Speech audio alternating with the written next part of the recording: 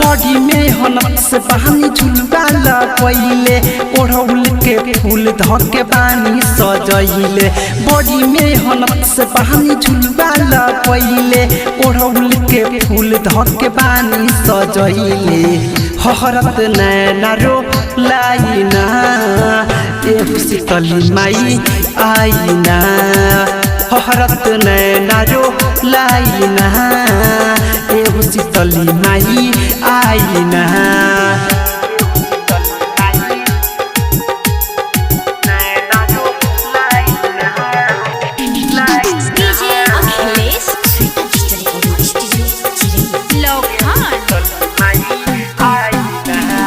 रहिया निहारे में थाकल बायखिया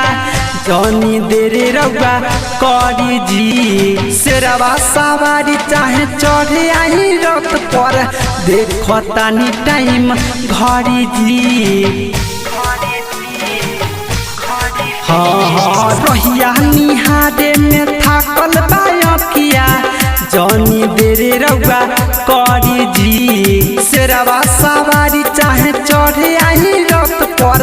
देखतानी टाइम घड़ी जी याद रखी भोरे न पाराई ना एहु शीतली माई आईना हरत नैना रो लाइना एहु शीतली माई आईना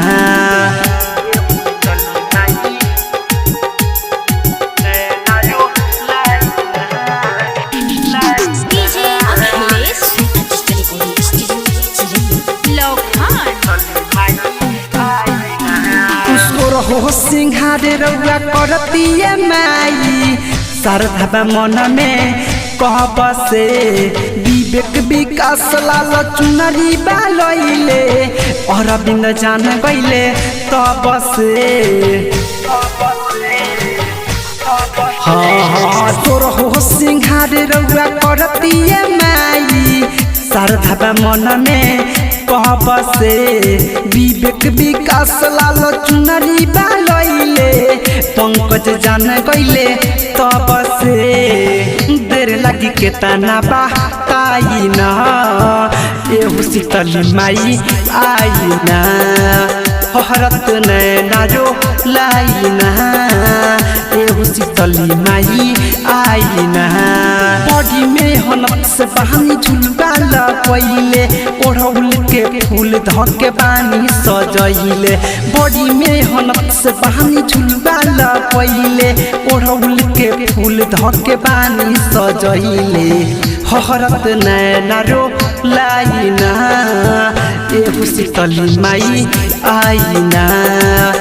हरत नैना रो लाइना एहु शीतली माई आईना।